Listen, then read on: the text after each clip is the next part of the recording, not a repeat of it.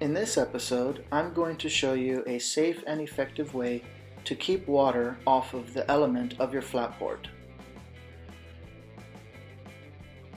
Flatboards are designed to be shot dry, without any water on the front element.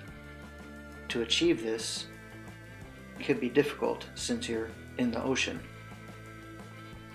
The method I'm going to demonstrate uses a non-scented candle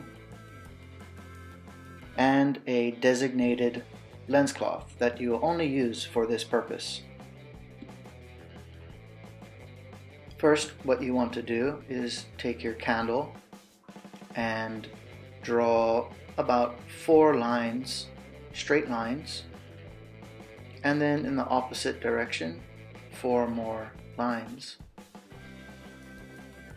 Next, taking your designated lens cloth, buff the candle wax evenly across your front element.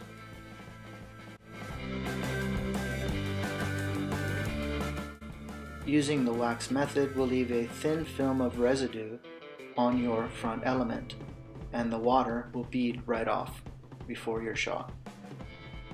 For best results, apply this method directly before entering the surf. Good luck.